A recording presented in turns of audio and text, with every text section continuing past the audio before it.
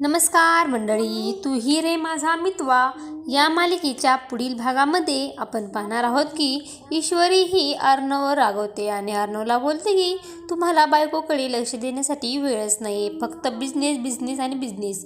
आणि तो शिर्के.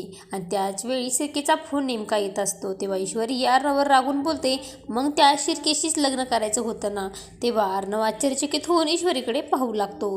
त्यानंतर आपण पाहतो अंजली ही घरामध्ये सर्वांच्या समोर लावण्याने सर्वांना सांगते, आपल्या त्या स्टोअर रूममध्ये जेवढं काही सामान आहे ते सर्व आम्ही देऊन टाकले आहे. आणि वल्लरीला मात्र खूपच मोठा धक्का बसतो आणि ती जोरात ओरडून बोलते की हे सामान कोणी का देऊन टाकले, ते यामध्ये माझं खूपच महत्त्वाचे सामान होतं. तेव्हा अर्णव आणि सर्वजण हे भाऊक होऊन तिला विचारतात की तुझं महत्त्वाचं सामान तिथे काय करत होतं, आणि जर एवढं महत्त्वाचं सामान होतं तर मग तू ते स्टोअर रूममध्ये का ठेवलं होतंस. तेव्हा वल्लरी ही सर्वांना सांगते, त्यामध्ये माझ्या काही पर्सनल गोष्टी होत्या ज्या की त्या मी ठिकाणी लपून ठेवल्या होत्या. तेव्हा सर्वजण हे भाऊक होऊन वल्लरीकडे पाहू लागतात आणि ईश्वर ही वल्लरीला विचारते, एवढ्या काही महत्त्वाच्या वस्तू होत्या ज्या तुम्ही सर्वांपासून लपून स्टोअर रूममध्ये ठेवल्या होत्या. आणि तेव्हा वल्लरीची मात्र बोलती बंद होऊन जाते आणि ती विचारामध्ये पडते.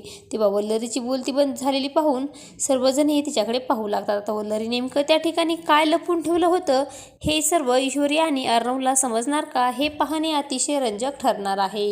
तू ही रे माझा मितवा या मालिकेचे सर्व अपडेट पाहण्यासाठी आपल्या चॅनलला लाईक करा, शेअर करा आणि सबस्क्राईब करायला विसरू नका. धन्यवाद.